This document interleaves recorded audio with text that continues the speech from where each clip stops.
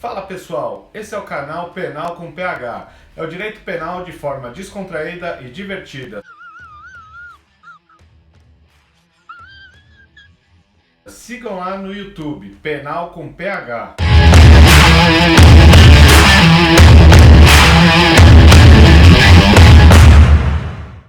No vídeo de hoje vou falar um pouco sobre o caso que ocorreu em um sítio em Mariporã, onde foi localizado pela Polícia de São Paulo, um local onde era usado como canil e mantinha rinha de cães da raça Pitbull no dia 14 de dezembro.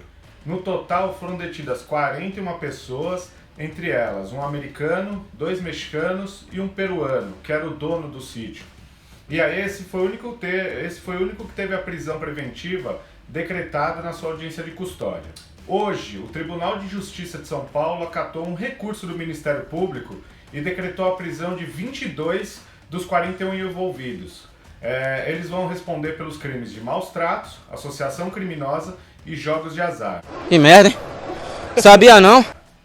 O juiz da custódia justificou a liberdade dizendo: nada a indicar que em liberdade eles, no caso o suspeito, possam colocar em risco a ordem pública, prejudicar o normal desenvolvimento de futura ação penal ou frustrar a aplicação de eventual sanção.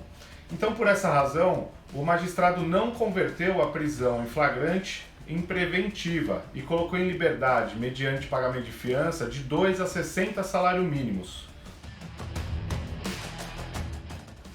O que, ao meu ver, no início, foi uma decisão acertada pelo magistrado.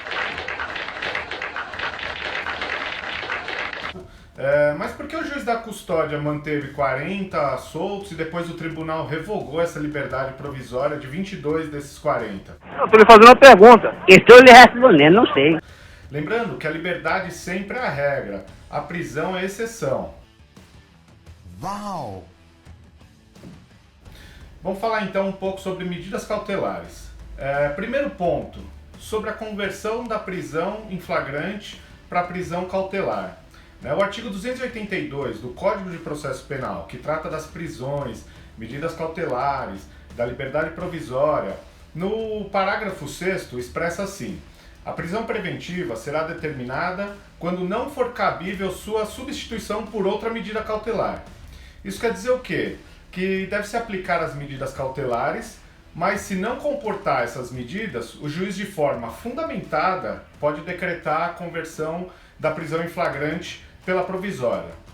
Então, olha só, o artigo 283, ele diz assim: ninguém poderá ser preso senão em flagrante delito ou por ordem escrita e fundamentada da autoridade judiciária competente em decorrência de sentença condenatória transitada em julgado ou no curso da investigação, que é o caso, ou do processo em virtude de prisão temporária ou prisão preventiva.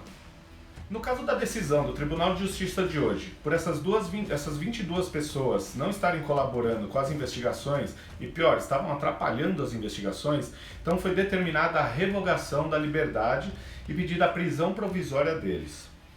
Vamos ao terceiro ponto.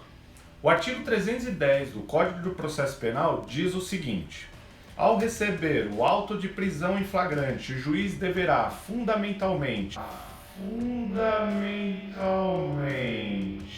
inciso 1º, relaxar a prisão ilegal, ou, inciso 2º, converter a prisão em flagrante em preventiva, quando presente os requisitos constantes do artigo 312. Vamos ver na sequência. E se revelarem inadequadas ou insuficientes as medidas cautelares diversas da prisão, ou ainda, inciso 3º, conceder liberdade provisória com ou sem fiança, que foi o que ocorreu no primeiro momento. Então percebam que, para manter alguém preso, é preciso atender alguns requisitos, e sem eles a prisão é ilegal, ela tem que ser imediatamente relaxada. Então vamos lá, o primeiro juiz ele acertou em relaxar a prisão em flagrante. E o Tribunal de Justiça? O Tribunal de Justiça também acertou em revogar tal benesse, porque os suspeitos estavam atrapalhando o curso das investigações. E o artigo 312 que falamos agora há pouco, ele diz assim: a prisão preventiva poderá ser decretada como garantia da ordem pública, da ordem econômica, por conveniência da instrução criminal ou para assegurar a aplicação da lei penal, quando houver prova da existência do crime e indício suficiente da autoria. E para finalizar então, o Pacto de São José da Costa Rica, que é a Convenção Americana dos Direitos Humanos, no seu artigo 7º, ela traz a seguinte redação, o inciso 5º, né?